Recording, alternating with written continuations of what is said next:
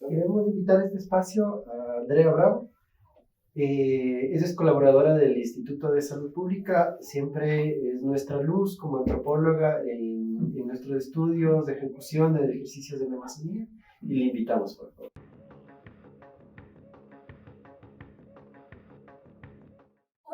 Uno cuenta historias, ¿no? Porque como cuenta su historia de vida y va como reinterpretando. Y claro, yo recuerdo que de licenciatura yo estaba estudiando Derecho y sentí que no era lo mío y me fui para medicina. Entonces hice un primer año de medicina. Y también y sentí lo que tú narrabas de, no, por aquí esto está como muy impersonal.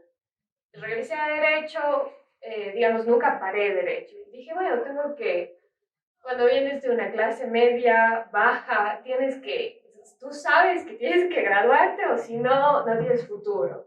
Entonces dije, voy a terminar, así no me gusta esta carrera. Y andaba por ahí, cuando terminé Derecho, andaba haciendo algo de mediación y tal.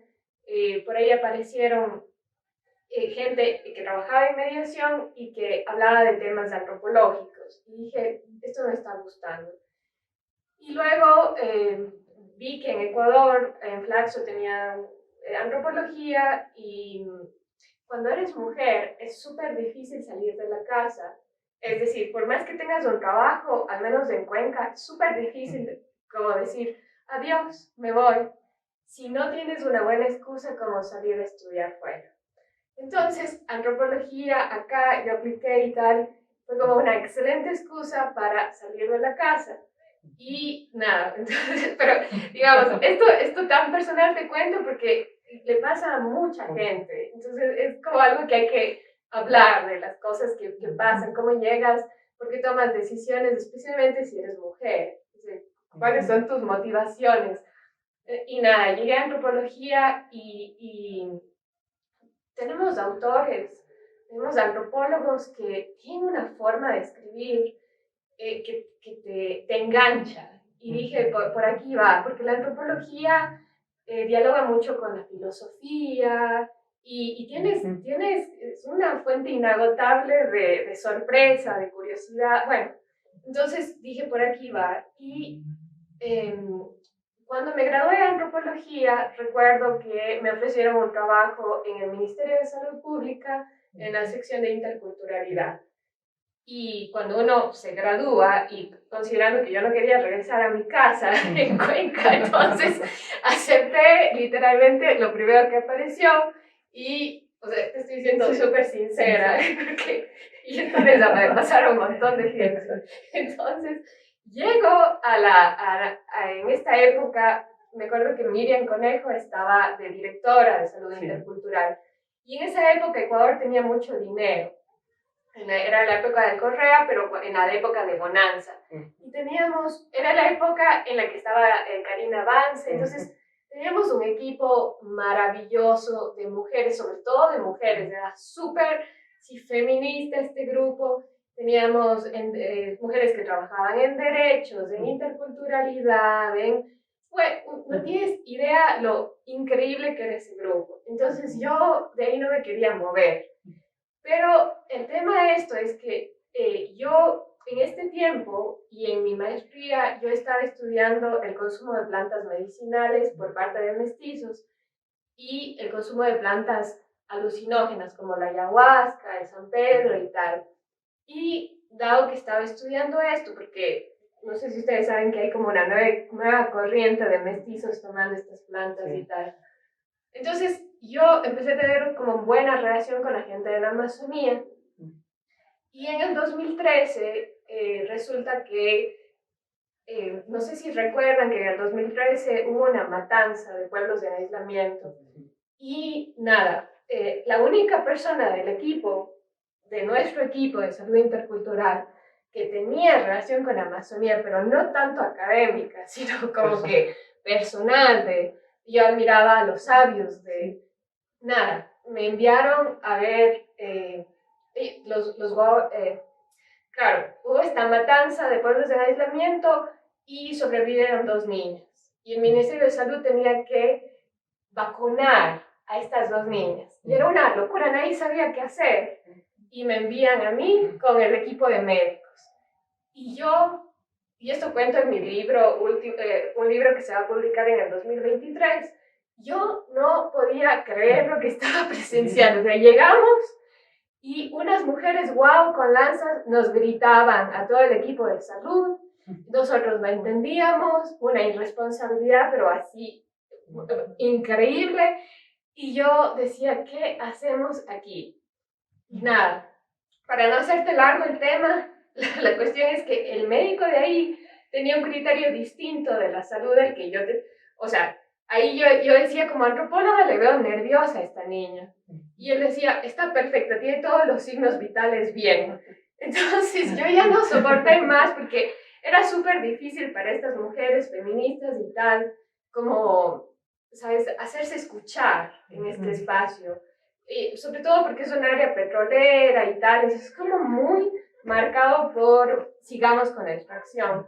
Entonces yo renuncié a ese trabajo, como ponle que esto fue en marzo, yo renuncié en mayo, a los 2 meses. Pero me quedé con esa, ¿sabes? Esa quisquilla, esa cosa de decir, es que yo tengo que entender mejor qué está pasando aquí. Oye, y me empeciné hasta que me fui a hacer un doctorado. O sea, trabajé con los WOW un tiempo, como una ONG, y me fui a hacer un doctorado y dije, por lo menos la ignorancia que sea medio superable. Y nada, y me fui a hacer un doctorado en antropología, pero, o sea, toda esta historia te cuento para decirte, son cositas que la vida te va poniendo y llegas a eso. Y nada, aquí estoy ahora.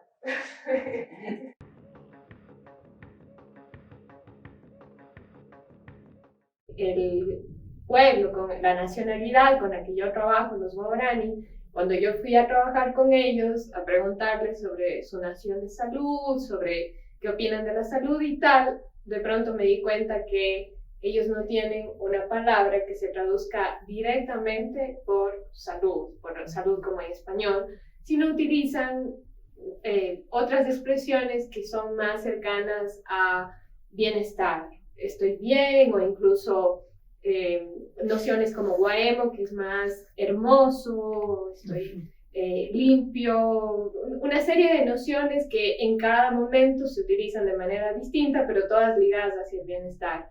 Y en otros espacios, como con la pandemia, se utilizaron más nociones como ausencia de enfermedad, o el BIMO, que hace referencia a medicinas, normalmente medicinas que consumes desde el bosque, pero también se usa para cuando vas al centro de salud y pides una medicina. Entonces, claro, ahí tienes una conceptualización distinta, mucho más amplia de qué significa estar saludable, pero también conectado al ambiente.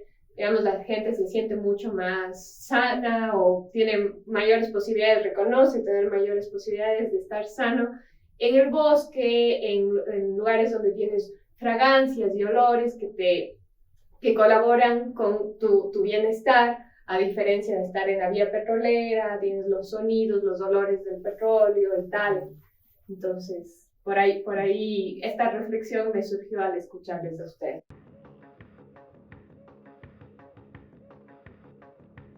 He pasado muchísimos años ahora entendiendo esta noción de bienestar y que sin embargo cobra como distintos matices, porque si te pones a pensar en la pandemia, que con el instituto estuvimos trabajando también allá en Amazonía, las reflexiones en salud, ellos utilizaban para estas reflexiones palabras como BIMO, que es medicamento, es decir, medicina natural, pero también usan para los medicamentos desde la biomedicina.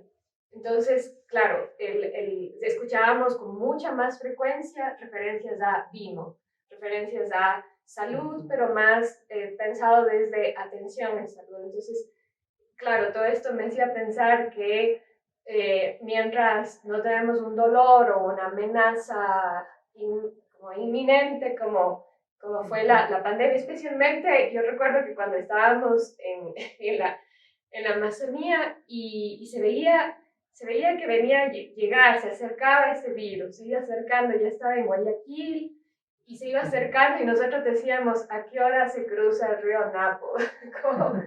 Y claro, y era toda nuestra reflexión en salud se concentraba en esto, en mantenerte físicamente bien. Y luego ya pasó un tiempo y nos dábamos cuenta que la pandemia nos iba afectando las emociones y todo este ámbito de la salud que tiene que ver mucho más con lo más intangible, digamos. Y claro, solo para completar aquí, en todo este estudio de años en los que trabajé con los WOW, yo entendí que para ellos era súper importante el medio, las relaciones sensoriales incluso con el medio. Entonces ellos reflexionaban lo difícil que es sentirse bien, lo difícil que es estar sano cerca de las vías petroleras, por ejemplo, con los olores de las vías petroleras, con los sonidos, los ruidos y tal. Entonces, incluso en una sociedad en donde no tienes un concepto de salud como tal en términos de una palabra, una noción, sino una noción mucho más amplia, tienes esta relación con el medio y puedes como distinguir, y es una noción amplia de salud, como ustedes decían.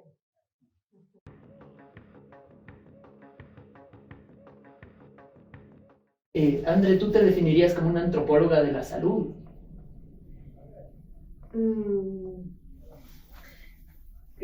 Como, a ver, ustedes dijeron que ese concepto es súper amplio, que es difícil de abarcar y tal. Imagínate que yo me defina como antropóloga de la salud, sería una cosa súper, súper amplia.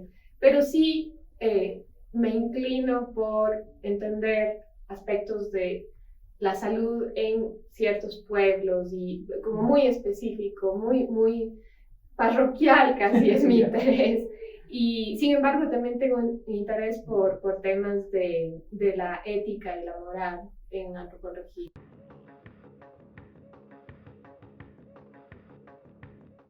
¿Cómo damos el siguiente paso? En la pregunta que hacía amplísima como humanidad, en el sentido de, estamos mal ahorita, ¿no es cierto? También hay la noción que a veces he escuchado que se repite como las culturas y pueblos ancestrales, originarios, pueblos y nacionalidades del mundo y de Ecuador. También media romántica esa idea, ¿no? Podrían enseñarnos a dar ese siguiente paso. Está como en las dos ideas. Tú como conocedora de esos mundos, así que te has acercado más que nosotros, ¿no es cierto? ¿Cuál es el siguiente paso para estar mejor como personas, como mundo, como... ¿Te imaginas que yo tenga esa respuesta? ¿Te imaginas que el primer podcast de salud crítica resuelve los problemas? Lo que tú sientes, ¿no? Sí. Aquí resolvemos los problemas del mundo.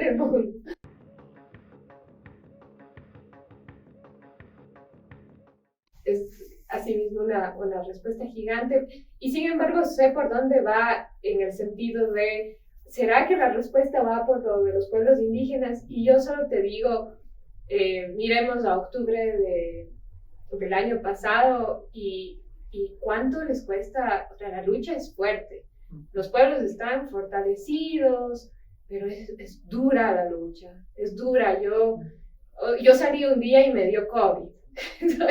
Y la gente seguía luchando con COVID. Entonces, a mí me encantaría que las soluciones, y creo que por ahí va, que las soluciones vengan desde las diversidades, no solo las diversidades étnicas, sino otras diversidades de la ciudad. Y me encantaría que recordemos no solo, digamos, estas prácticas igualitarias de los guaraní, pero también nuestra propia historia. Digamos, los antropólogos, cuando miras a nuestra historia, los últimos 5.000 años, tenemos muchos ejercicios de intentos de ser más igualitarios. Entonces, claro, yo me inclino porque una solución vaya por ahí, por ejercicios de otro tipo, sí, que todos tengan una voz para eso, porque ahí vas a construir algo que llegue a estas diversidades y que nos llegue a todos, que nos llegue a las mujeres, que nos llegue a los niños, a los ancianos, etc.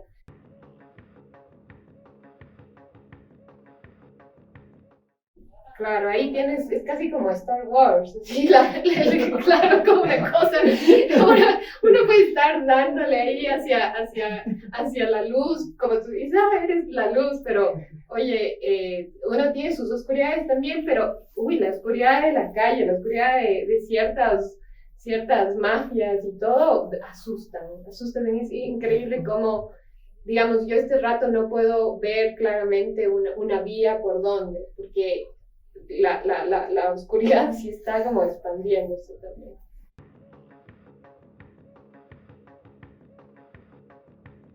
Como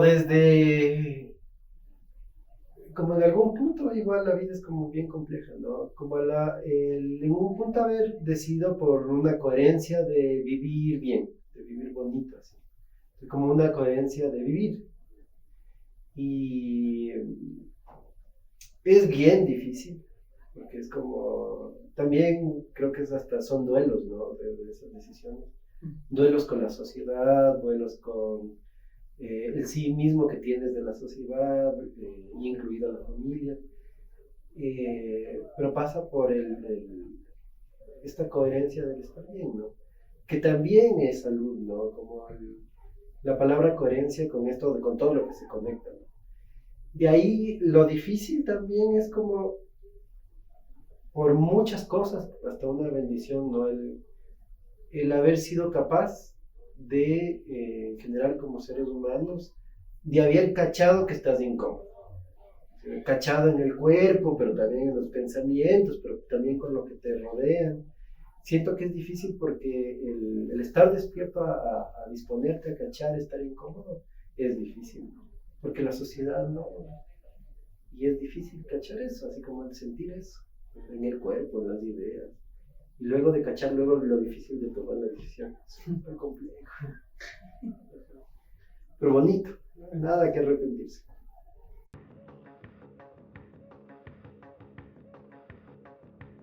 Bueno, yo tengo un poco el síndrome del impostor o de la impostora. Entonces, no es que yo tenga un estado de decir, me siento súper satisfecha con esto, porque casi nunca me siento súper satisfecha con todo. Entonces, como me presiono un poco y tal. Y por otro lado, yo soy de una generación en la que es súper difícil conseguir un trabajo estable. Entonces, estoy que en proyectos, en cosas. Es un poco precario eso de estar como un tiempo en una cosa, un tiempo en otra cosa. Entonces, digamos, me encanta la antropología. Y si tuviera, y siempre digo, oye, si sería millonaria y no tengo que trabajar, igual seguiría leyendo antropología, haciendo antropología, porque me encanta. Y sin embargo, como te digo, tengo soy parte de un sistema que no genera suficientes trabajos estables, y que también de una historia de vida, de una historia en donde por algo tienes síndrome del impostor, porque hay una historia para las mujeres, una historia para los que venimos de provincias, una historia para, en Londres que yo estudié, para los que somos gente de color, es decir, una serie de situaciones que alguien me decía, pero ya supera la colonia, y yo sigo en eso, sigo como que tratando de superar y de superar el síndrome del impostor. Entonces, con esas como viñetitas, me encanta la antropología, no me arrepiento de eso.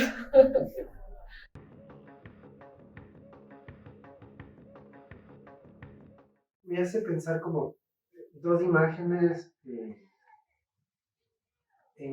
como que tal vez invitarían a la conceptualización de salud o a la reflexión, ¿no? La primera es como, no recuerdo quién, eh, no me acuerdo por qué tampoco era, el rizoma de relaciones, ¿no? La salud como un rizoma, o más bien, yendo otra vez a naturalmente, ¿no? El apalabrar o el lenguajear la salud como el lenguajear el rizoma, ¿no? Y cuando le escucho hablar es como muchas de las poblaciones, wow, eso, ¿no? Como que el lenguajear el bienestar, lo que decía sería la salud, sería como lenguajear todas las infinitas relaciones de los muchos ingresos del cuerpo. Y en Occidente el lenguajear la salud es el lenguajear una vía, muy simple. Y además de esa vía que debe estar interpretada por un profesional que se llama médico. Ni siquiera la persona, o siento ahora, ¿no es cierto? Ni siquiera la misma persona es capaz de expresar si está bien o no. Debe ser un otro capacitado occidental el que te dice, ¿no? Es que esta dimensión de lo político de la salud, porque los Guao tienen una organización político-social súper igualitaria y nosotros claramente no. Y entonces, claro, si tienes una organización más jerárquica, tienes siempre gente que te va diciendo las cosas. Pero en una sociedad igualitaria, cada familia administra sus trayectorias, ¿sí? De búsqueda de salud y tal, incluso en la pandemia, que tenían cada uno experimentaba con su propia receta, cada uno decidía cómo afrontar. Claro, puedes contar y decir, esto me funcionó, pero es una aproximación a la salud desde lo igualitario, y también esto sirve para manejar los riesgos. Hay una antropóloga, Beth Conklin, que decía, estudiando a los Wari de Brasil, decía, los Wari sobrevivieron porque tienen este enfoque de salud más igualitario que te permite manejar riesgos, es decir, antes que riqueza como tal, riqueza de acumulación, ellos prefieren esto de el bienestar, la salud y garantizar de manera igualitaria. Entonces te ayuda con el manejo de riesgos también, porque proteges al grupo, pero también tú decides sobre ti. Y las vacunas fueron uno de los ámbitos en donde yo dije, esta forma, cómo ellos se están organizando en relación a las vacunas, demuestra cuán igualitarios son. Porque en tanto habían otros grupos, incluso en la Amazonía tienes, digamos, pueblos bastante jerárquicos, en donde de pronto un presidente de la nacionalidad decía, se prohíbe el uso de vacunas, sobre todo en la tercera, que estaba la gente cansada. ¿Recuerdan eso? Y los guavos dijeron, nosotros no podemos decirle a alguien si se pone o no se pone. Cada uno tiene que decidir sobre su cuerpo. Y me pareció, claro, esto es como la muestra de, sí, la salud tiene este componente político también, cómo te organizas para manejar la salud, para cuidar, para decidir. Es súper chévere lo que dice el Andre, porque si pensamos en la salud, así como en el concepto sociológico de un campo, en donde las estructuras de poder actúan sobre los individuos y el individuo reacciona a eso, ¿no? Las estructuras de poder se encarnan en el individuo. Vamos viendo que quizás en una sociedad más igualitaria no se muestran tanto estas desigualdades gigantes que vemos en nuestra sociedad capitalista, post-neoliberal, quizás, o sea, en la que las desigualdades son cada vez más crecientes, ¿no? Y al infinito, quizás. Y entonces es interesantísimo ver es cómo juegan, ¿no? La cultura, pero también estas estructuras de poder en cada lugar para conformar qué es la salud y cómo se manifiesta en distintos grupos o subgrupos, ¿no?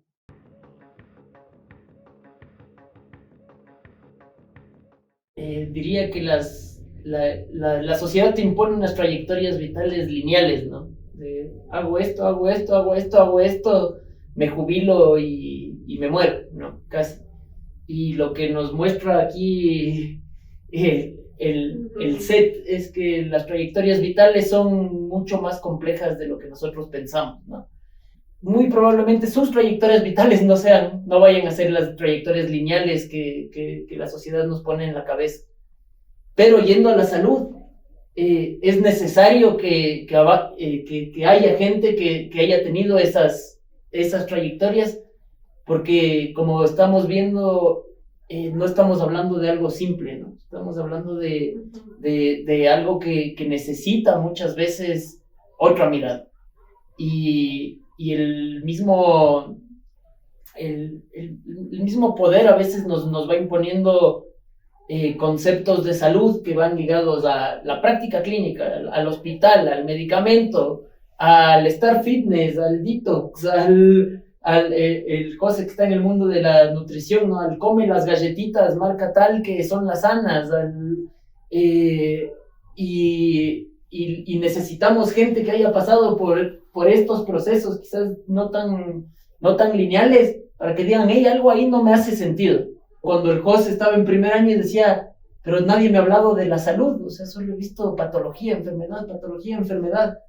O en mi caso, ¿no? Cuando me venía mi paciente en la rural y yo decía, pero esta persona lo que tiene quizás es pobreza y no enfermedad, ¿no? Y esas trayectorias son necesarias para poner estas voces que nos dicen, hey, la salud no es el detox, la salud no es el haz del yoga el lunes, miércoles y viernes, la salud no es el que la farmacéutica nos venda las vitaminas. Y la salud, por supuesto, no es solo que existan buenos servicios de salud, que es algo por lo que todos estamos de acuerdo, ¿no? Sino es poder tener un entendimiento sobre la vida y un compromiso, como decía el José, quizás una militancia alrededor de la salud, que ya que los dos mencionaron el paro, los dos han mencionado el compromiso, y eso es algo que es chévere, quizás, y que podemos rescatar de este set que tenemos aquí. ¿Pero estás satisfecho? Yo, personalmente, sí. Respeto mucho a mis colegas clínicos, me atiendo donde ellos, pero yo no podría imaginarme ahora en ese camino. Y me siento contento con mi decisión de seguir este camino.